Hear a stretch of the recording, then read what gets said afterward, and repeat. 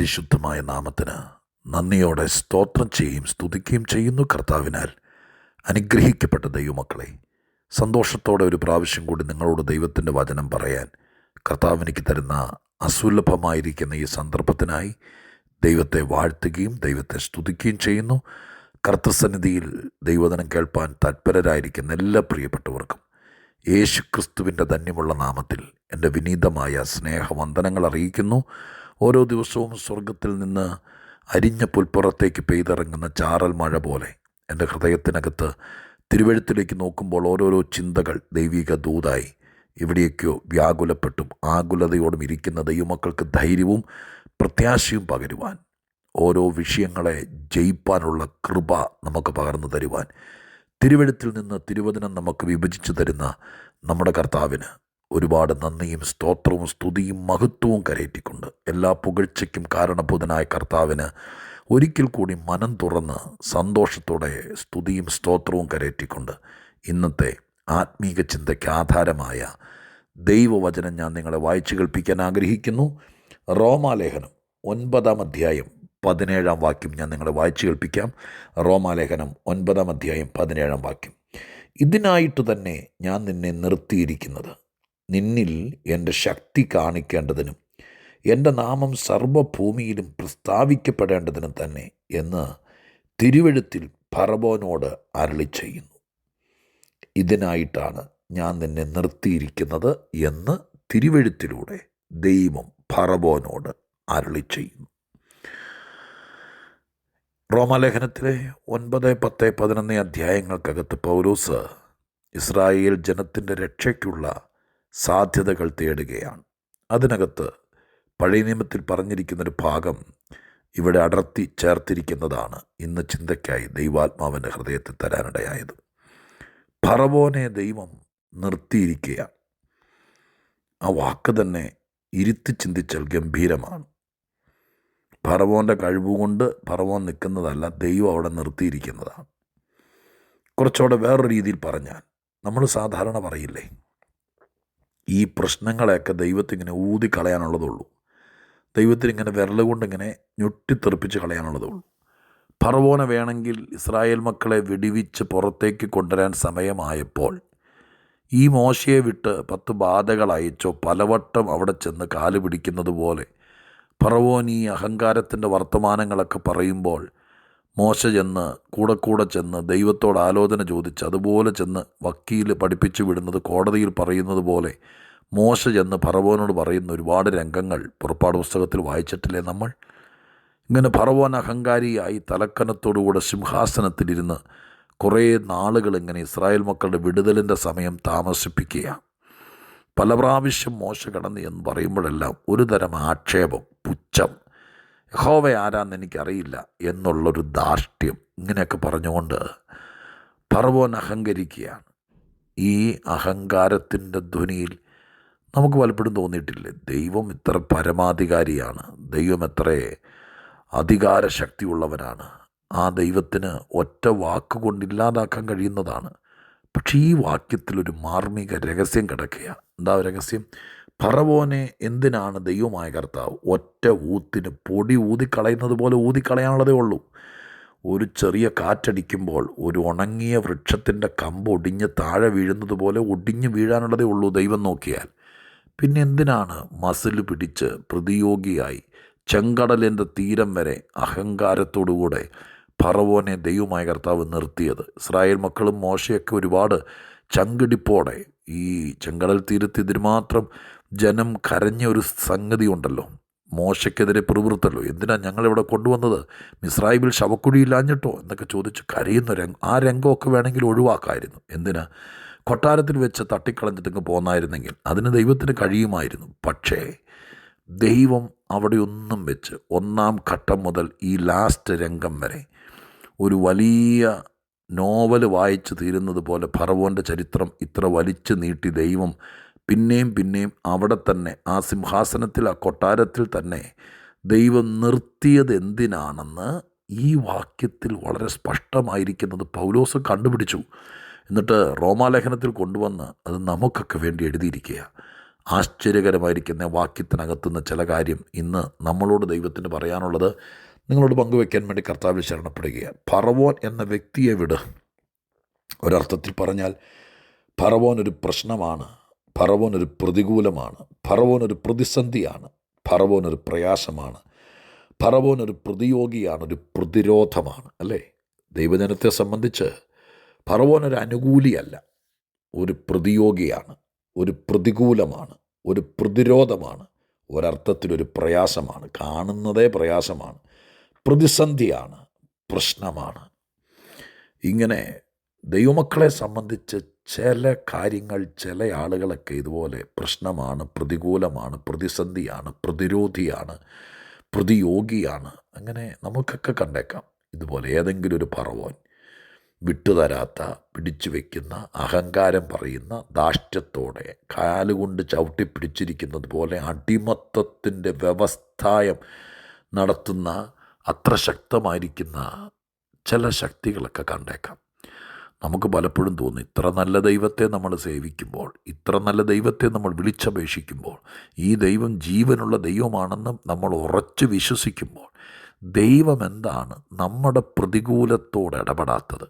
നമ്മുടെ പ്രതിയോഗിയോട്, നമ്മുടെ പ്രതിസന്ധിയോട്, നമ്മുടെ പ്രശ്നത്തോട് ദൈവം ഇങ്ങനെ ഒരു ലേസിയായി, ലാഘവത്തോടെ ഊതിക്കളയാവുന്ന വിഷയമുള്ളൂ. ദൈവമേ, നീ ഇന്നെങ്കിലും ഒന്ന് ഇടപെടണേ എന്നൊക്കെ നമ്മൾ കരഞ്ഞിട്ടും ദൈവം അതിനകത്തൊന്നും തയ്യാറാകാതെ ഫറവോനെ നിർത്തിയിരിക്കുന്നത് പോലെ നമ്മുടെയൊക്കെ ജീവിതത്തിൽ ചില പ്രശ്നങ്ങൾ, പ്രതിസന്ധികൾ, പ്രതികൂലങ്ങൾ, ചില കണ്ണുനീരിന് കാരണമായിരിക്കുന്ന വിഷയങ്ങളൊക്കെ അങ്ങനെ നിർത്തിയിരിക്കുക. എന്തിനാ ദൈവമേ ഇങ്ങനെ ഞങ്ങളെ കരയിപ്പിക്കാൻ, ഇങ്ങനെ ഞങ്ങളെ ഭാരപ്പെടുത്താൻ എന്നൊക്കെ നമുക്ക് നമ്മുടെ ഭാഗത്തുനിന്ന് തോന്നുമ്പോൾ, ദൈവത്തിന് ദൈവത്തിൻ്റെ ഭാഗത്തുനിന്നൊരു മറുപടി ഉണ്ടല്ലോ. അതാണല്ലോ ഈ 9:17 ദൈവം എഴുതിയിരിക്കുന്നത്. ദൈവം പറയുക, ഇതൊരു സയൻറ്റിസ്റ്റ് കണ്ടുപിടിച്ചതല്ല, ഒരു പ്രവാചകന് തോന്നിയതല്ല, ഒരു സഭക്കാരെല്ലാം കൂടി ഇതായിരിക്കുമെന്ന് അനുമാനിച്ചതല്ല. ദൈവം പറഞ്ഞിരിക്കുകയാണ്, ഞാൻ ഫറവോനെ ഒറ്റ വെട്ടിന് തീർക്കാത്തത്, ഒറ്റ തൊഴിക്ക് തെറിപ്പിച്ച് കളയാത്തത്, ഒറ്റ തള്ളിന് മറിച്ചിടാത്തത് എന്തുകൊണ്ടാണെന്ന് അവിടെ എഴുതിയിരിക്കുക. 2 കാര്യങ്ങളാണ് അവിടെ എഴുതിയിരിക്കുന്നത്. ഒന്ന്, നിന്നെ നിർത്തിയിരിക്കുന്നതിൻ്റെ പുറകിലെ ഒരു കാര്യം, എനിക്കെൻ്റെ ശക്തി കാണിക്കണം. 2, എൻ്റെ നാമം സർവ്വഭൂമിയിലും പ്രസ്താവിക്കപ്പെടണം. ഈ 2 കാര്യങ്ങൾ ദൈവം കണ്ടിട്ടുണ്ട്. ഈ 2 കാര്യങ്ങളുള്ളത് കൊണ്ടാണ് പ്രശ്നങ്ങൾ പെട്ടെന്ന് തീരാത്തത്. നമുക്ക് തോന്നിയേക്കാം അത് കൊള്ളാലോ, ദൈവം ഒരു മുഖപക്ഷം കാണിക്കുകയാണോ, അതല്ല നമ്മളെ വെച്ചുകൊണ്ട് ദൈവം പേരുണ്ടാക്കുവാണോ? അങ്ങനെയൊന്നും നമുക്ക് ചിന്തിക്കാൻ പറ്റിയല്ല. പിന്നെയോ, ഒരു പ്രതിസന്ധിയും പ്രശ്നമുള്ളപ്പോഴാണ് ദൈവം എന്ന ശക്തി നമുക്ക് വേണ്ടി പ്രവർത്തിക്കുന്നത് നമുക്ക് ബോധ്യമാകുള്ളൂ. എങ്ങനെ അത് പറഞ്ഞ് മനസ്സിലാക്കുന്നത്? വെളിച്ചത്തിൻ്റെ പെർഫോമൻസ് ശരിക്കും മനസ്സിലാകണമെങ്കിൽ ഇരുട്ടുണ്ടാകണം. ഇരുട്ടുള്ളപ്പോഴേ വെളിച്ചം എന്താണെന്ന് മനസ്സിലാക്കാൻ കഴിയത്തുള്ളൂ. നമുക്കറിയാം, ചില ഈ വെളിച്ചമെന്ന് പറയുന്നത് ഇരുട്ടിനെ മാറ്റുന്ന ഒരു ലാമ്പ്, ലൈറ്റ് വെളിച്ചം മാത്രമല്ല. വെളിച്ചം തന്നെ എത്രയോ തരത്തിലുണ്ട്. ഇലൂമിനേറ്റ് ചെയ്യുന്ന, മനോഹരമായി അലങ്കരിക്കപ്പെടുന്ന, കളർഫുള്ളായിരിക്കുന്ന പലതുമില്ലേ? നല്ല മഴക്കാറുള്ള അന്തരീക്ഷത്തിലാണ് മഴവില്ല് നന്നായി തെളിയത്തുള്ളൂ. കണ്ടിട്ടില്ലേ? സൂര്യൻ ഉദിച്ച് കത്തിക്കാളി നിൽക്കുന്ന ഒരു വെള്ളമേഘങ്ങൾക്കിടയിൽ ചിലപ്പോൾ മഴവില്ല് അത്രത്തോളം തെളിഞ്ഞു വന്നെന്നിരിക്കില്ല. പശ്ചാത്തലങ്ങളിൽ കരിമേഘങ്ങൾ ഇരുണ്ട് കൂടുമ്പോൾ, അപ്പോഴാണ് നമുക്കതിൻ്റെ സയൻറ്റിഫിക്കായിരിക്കുന്ന വശമല്ല ഈ പറയുന്നത്. ശരിക്കും ഇരുണ്ടുകൂടിയ ഒരു കാർമേഘത്തിനിടയിലാണ് മഴവില്ലിൻ്റെ 7 വർണ്ണങ്ങളും ശരിക്കും തെളിഞ്ഞു വരുന്നത്. ഇലൂമിനേറ്റ് ചെയ്യപ്പെടുന്ന മനോഹരമായിരിക്കുന്ന ഒരു വീട് അലങ്കരിക്കപ്പെട്ടിരിക്കുക, പുറമെ ഒരുപാട് തരം കളർ ലൈറ്റുകളുമായി. അത് ശരിക്കും ഇട്ടിരിക്കുന്നത് നന്നായിട്ട് ആസ്വദിക്കാൻ കഴിയണമെങ്കിൽ ബാക്കിയുള്ള എല്ലാ വെട്ടങ്ങളും ഓഫ് ചെയ്യണം. എന്നിട്ട് ഇരുട്ടിൻ്റെ ഒരു വലിയ പിടിയുണ്ടാകണം. അപ്പോഴാണ് ഇത് ശരിക്കും മിന്നിത്തിളങ്ങുന്നത്. വെളിച്ചത്തിൻ്റെ പെർഫോമൻസ് ഇരുട്ടിലാണ് ശരിക്കും വരുന്നത്. ഞാനീ പറയുന്നത് നിങ്ങളീ പലരോടുള്ള വിഷയത്തിലാണ്. എന്നെ കേൾക്കുന്ന പ്രിയപ്പെട്ടവരെ, നമുക്കൊരു ദൈവമുണ്ട്, നമ്മളിൽ വ്യാപരിക്കുന്നൊരു ശക്തിയുണ്ട്, നമ്മുടെ ദൈവത്തിൻ്റെ നാമം മഹത്വമുണ്ട്. ഇതൊക്കെ വെളിപ്പെട്ട് വരുന്നത് എപ്പോഴാണെന്നറിയാമോ? ഏതൊക്കെയോ പ്രതിസന്ധികൾ, പ്രതിയോഗികൾ, പ്രതികൂലങ്ങൾ നമുക്കെതിരെ വരുമ്പോഴാണ്. ഇന്ന് ഈ വാക്യത്തെ നിങ്ങൾ ബൈബിൾ തുറന്ന് നോക്കാമോ? നിങ്ങൾക്ക് ഈ ഓഗസ്റ്റ് മാസം അവസാനിക്കുമ്പോഴേക്കും ഈ വാക്യത്തെ നിങ്ങളൊന്ന് ശ്രദ്ധയിൽപ്പെടുത്താമോ? കുറച്ചു നേരം ഈ വാക്യം വെച്ച് പ്രാർത്ഥിച്ച് ധ്യാനിക്കാമോ? എൻ്റെ വിഷയം എന്താണ്? എൻ്റെ പ്രതിയോഗി ആരാണ്? എനിക്കെതിരെ ആരാണ് ഈ പ്രവർത്തിക്കുന്നത്? എൻ്റെ ദൈവമേ, ഇതെന്താണ്? ആരൊക്കെ കൂട്ടുകെട്ടുണ്ടോ എന്ന് തപ്പി നിൽക്കാതെ നിങ്ങൾ ഈ ബൈബിൾ തുറന്ന് റോമാലേഖനം 9-ാം അധ്യായം എടുത്തു വെച്ച് 17-ാം വാക്യം ഒന്ന് ധ്യാനിക്കാമോ? എന്നിട്ട് നിങ്ങൾക്ക് ആത്മാവിൽ പറയാമോ? ഒരുപക്ഷെ രോഗമായിരിക്കാം, ഒരുപക്ഷെ നിങ്ങളുടെ കുടുംബജീവിതത്തിൻ്റെ ഒരു പ്രശ്നമായിരിക്കാം, ഒരുപക്ഷെ കുഞ്ഞിൽ വന്നിരിക്കുന്ന നിൻ്റെ മക്കളിൽ വന്നിരിക്കുന്നൊരു പ്രതിസന്ധിയായിരിക്കാം, ഒരുപക്ഷെ നീ ശുശ്രൂഷകനായിരിക്കാം. അങ്ങ് എന്ന് ഞാൻ പറയാം, ശുശ്രൂഷകനായിരിക്കാം. അങ്ങയ്ക്ക് മുമ്പിൽ നിൽക്കുന്ന വലിയ പ്രശ്നം, ഇത്രയും ആത്മാർത്ഥമായിട്ടും ദൈവത്തിന് വേണ്ടി നിന്നിട്ട്, ഈ ജനത്തിന് വേണ്ടി നിന്നിട്ടിപ്പോൾ ഇങ്ങനെയൊക്കെ വന്നിരിക്കുന്ന ചിലപ്പോൾ ഒറ്റയാൻ വ്യവസ്ഥയായിരിക്കാം എതിരെ നിൽക്കുന്നത്. എന്താ കർത്താവേ എന്നുള്ള ചോദ്യം ഇന്നും ഈ ഓഗസ്റ്റ് അവസാനവും നമ്മുടെ ഹൃദയത്തിൽ കണ്ടേക്കാം. പക്ഷെ ഒരു കാര്യം, ഈ വാക്യത്തിൽ നിന്ന് ദൈവം പറയുന്നത് മനസ്സിലാക്കാൻ പറ്റുമോ? എനിക്കെൻ്റെ ശക്തി വെളിപ്പെടുത്തണം. ആ ശക്തി വെളിപ്പെടുത്തണമെങ്കിൽ ഈ ശക്തി ആർക്കെങ്കിലുമൊക്കെ ആവശ്യം. ദൈവമക്കൾക്ക്, ഇസ്രായേൽ ജനത്തിന് അവരുടെ ശക്തി കൊണ്ട് കഴിയാതെ വന്ന ഒരു പ്രത്യേക നിലവാരത്തിലേക്ക് ഫറവോൻ അവരെ വല്ലാതെ വിഷമിപ്പിച്ചു. അവിടെയാണ് ദൈവത്തിൻ്റെ ശക്തി വെളിപ്പെടേണ്ടി വന്നത്. ചിലപ്പോൾ മരുന്ന് പോലുമില്ലാത്ത വിഷയം, പണം കൊണ്ട് പരിഹരിക്കാൻ പറ്റാത്ത വിഷയം, നമ്മുടെ ബുദ്ധിക്കകത്ത് ഒതുങ്ങാത്ത കാര്യം, അങ്ങനെയൊക്കെ വരുമ്പോഴാണ് സർവശക്തൻ്റെ ശക്തിയുടെ പ്രതാപം എത്ര വലുതാണ് നമുക്ക് മനസ്സിലാക്കാൻ പറ്റുന്നത്.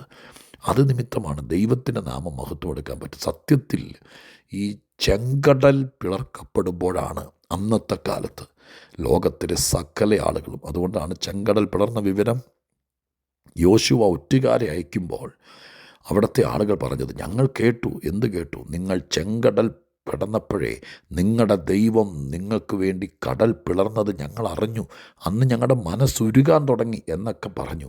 എന്താ കാര്യം? ചെങ്കടൽ പിളർന്നപ്പോൾ ഒരു ദൈവമുണ്ടെന്ന് ലോകം മുഴുവൻ അറിഞ്ഞു. ചില വിഷയങ്ങൾ മുമ്പിൽ വരുന്നത്, ചില പ്രശ്നങ്ങൾ നിങ്ങൾക്ക് നേരെ തടസ്സമായി നിൽക്കുന്നത് നിങ്ങളെ ഉലച്ചു കളയാനല്ല, ദൈവനാമം മഹത്വമെടുപ്പാൻ, ദൈവശക്തി നിങ്ങൾക്ക് വേണ്ടി വ്യാപരിക്കാൻ. ആ വിഷയത്തെയൊക്കെ മുറുകെ പിടിച്ചിട്ട് അങ്ങനെ ഈ വാക്യം വെച്ചൊന്ന് ജയിക്കാമോ? ഒന്ന് പറയാമോ? കർത്താവ് അത് ചെയ്യും. ഫറവോനെ നിർത്തിയത് ദൈവത്തിനൊരു ഉദ്ദേശമുണ്ടെങ്കിൽ, നിൻ്റെ ജീവിതത്തിൽ ചില കാര്യങ്ങൾ നിനക്ക് വിരോധമായി, ചില പ്രതികൂലങ്ങളെ നിർത്തിയിരിക്കുന്നത് തകർക്കാനല്ല, കുറേയും കൂടി കരയിപ്പിക്കാനല്ല, പിന്നെയോ ഈ വിഷയത്തിൽ ദൈവത്തിൻ്റെ ശക്തി വെളിപ്പെടും. ഈ വിഷയത്തിൽ ദൈവനാമം പ്രസിദ്ധമാകും നിങ്ങളുടെ ചാർച്ചക്കാരെയും കുടുംബക്കാരുടെ ഇടയിൽ. അതിന് സ്വർഗം തയ്യാറാകുകയാണ്. ഇനി അധികം താമസിക്കത്തില്ല. അത്ഭുതങ്ങളിലേക്ക് ദൈവം നയിക്കട്ടെ. ഈ വാക്യം നിങ്ങളുടെ സ്വന്തമാക്കുക, ഹൃദയത്തിൽ സംഗ്രഹിക്കുക. ഒരുപാട് വിഷയങ്ങളെ ഈ വാക്യം കൊണ്ട് ജയിക്കുക. ഞാൻ നിങ്ങൾക്കായി പ്രാർത്ഥിക്കാം. പരിശുദ്ധ ദൈവമേ, ഞങ്ങളുടെ സ്വർഗീയ പിതാവേ, അനുഗ്രഹീതമായ ഈ നല്ല ദിവസം കർത്താവിൻ്റെ തിരുസന്നിധിയിൽ ഫറവോനെ ദൈവം എന്തിനാണ് ഇത്രയും ലോങ് ടൈം നിർത്തിയത്? ഒറ്റ ദിവസം കൊണ്ട് തീർക്കാവുന്ന വിഷയം കുറേ നാളുകൾ ദൈവം നിർത്തിയത് എന്തിനാണ് എന്ന് പൗലോസ് ഇവിടെ എടുത്തു പറഞ്ഞിരിക്കുന്ന ഈ വാക്യം ഇന്നത്തെ ചിന്തയ്ക്ക് വേണ്ടി ദൈവമക്കൾക്ക് കൊടുത്തതൊരു അനുഗ്രഹമാക്കണമേ. ചിലർ കാര്യം ഗ്രഹിക്കട്ടെ, ഈ വാക്യത്തിൽ പറഞ്ഞത് തന്നെ സംഭവിക്കട്ടെ. കുറേ നാളുകളായിട്ട് അനുഭവിക്കുന്ന വിഷയങ്ങളിൽ ദൈവശക്തി കാണട്ടെ, തിരുനാമം മഹത്വമെടുക്കട്ടെ. കുടുംബങ്ങളിലും വ്യക്തികളിലും ശുശ്രൂഷകരിലുമെല്ലാം ഇത് അനുഗ്രഹമാകട്ടെ. പ്രാർത്ഥന കേട്ടതിന് നന്ദി. യേശുവിൻ നാമത്തിൽ പ്രാർത്ഥിക്കുന്നു, കേൾക്കുമാറാകണമേ. ആമേൻ.